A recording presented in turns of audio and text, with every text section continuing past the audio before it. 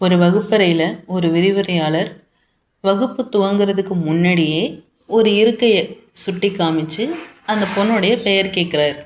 அந்த பொண்ணு சொன்னதும், இனிமேல் என்னுடைய எந்த வகுப்புலையும் நீ பங்கெடுத்துக்க கூடாது, வெளியில் போகலாம் அப்படின்னு சொன்னதும் அந்த பொண்ணுக்கு எதுவும் புரியல. அதையே அவர்கிட்டையும் சொல்கிறா. சொல்லும்போது, நான் இன்னொரு முறை நான் எதையும் கேட்க விரும்பலை, சொல்ல விரும்பலை, கிளம்பலாம் அப்படின்னு சொன்னதும் அவளும் எதுவும் சொல்லாமல் அந்த குழப்பமான மனநிலையோடய வெளியில் போகிறா. சுற்றி இருக்கிற ஒவ்வொருத்தரும் ஒருத்தர் பார்க்குறாங்களே தவிர எதுவும் கேட்கல. அவருடைய வகுப்பை துவங்குறாரு. சட்டங்கள் எதற்காக இருக்குது அப்படிங்கும்போது ஒவ்வொருத்தரும் ஒவ்வொரு பதில் சொல்கிறாங்க. சமூக ஒழுங்குக்காக, தனிநபர் உரிமைக்காக, அரசாங்கத்தோட ஒத்து போகிறதுக்கு, வழி நடத்துறதுக்கு, அந்த மாதிரி சொல்லும்போது நீதின்னு ஒருத்தர் சொல்லும்போது மட்டும் அவர் நன்றின்னு சொல்கிறார். ஏன்னா அந்த பாயிண்ட் அவர் எடுத்துக்கிட்டார். சட்டங்கள் எதற்கு? நீதிக்காக. இப்போது உங்களுடைய வகுப்பறையில் உங்கள் சக தோழிக்கிட்ட நான் நடந்துக்கிட்ட முறை அநியாயமா அப்படின்னு கேட்டுட்டு அவரே ஒத்துக்கிறார், அநியாயம்தான். அப்படி இருக்கும்போது நீங்கள் ஒருத்தர் கூட ஏன் என்னை தடுக்கலை, ஏன் எனக்கு எதிராக கேள்வி கேட்கல, இப்படி ஒரு அநீதி நடக்கும் பொழுது நீங்கள் ஏன் அமைதியாக இருக்கீங்க? இந்த ஒரு விஷயம் உங்களுக்கு புரியலைன்னா இன்னும் ஒரு 1000 மணி நேரம் நீங்கள் எந்த விரிவுரை கேட்டாலும் உங்களுக்கு இது புரியாது அப்படின்னு சொல்லிட்டு அடுத்து கேட்குறாரு.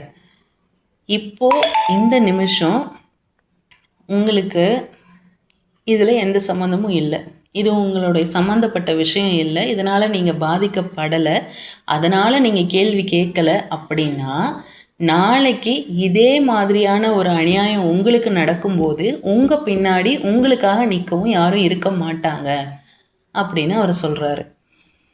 இது ரொம்ப பெரிய விஷயம். இன்றைக்கி நாம் அடுத்தவங்களுக்காக பேசலைன்னா நமக்காக எப்படி அடுத்தவங்க பேசுவாங்க? இதுதான் அதில் உள்ள சாராம்சம். நமக்காக பேசுகிறதுக்குன்னு இல்லை, நமக்காக நிற்கிறதுக்கே நமக்கு பின்புலம் வேணும். அப்படி இருந்தால் தான் பின்புலம் இருக்கணும், வசதி இருக்கணும், நல்ல வசதியான மனிதர்களுடைய நட்பு இருக்கணும், உறவு இருக்கணும். அதெல்லாம் இருந்தால் தான் நமக்கு நடக்கிறது நீதியா அநீதியா அப்படின்னு யோசித்து பார்ப்பாங்க. அப்படி இல்லைன்னா எதுவும் பார்க்க மாட்டாங்க. என்னுடைய சந்தேகம்லாம் ஒன்று தான். இது ஒரு நல்ல விசேஷம் நடக்கும் பொழுது எல்லாரும் பெரிய ஆளுங்களாக வசதியான ஆளுங்களாக வந்து நிற்கிறது கௌரவம் தான். இதே ஒரு துக்க காரியம் நடக்கும்போது அதே மாதிரியான வசதியானவங்களே நம்மளை தூக்கி நிப்பாட்டி குளிப்பாட்டுவாங்களா?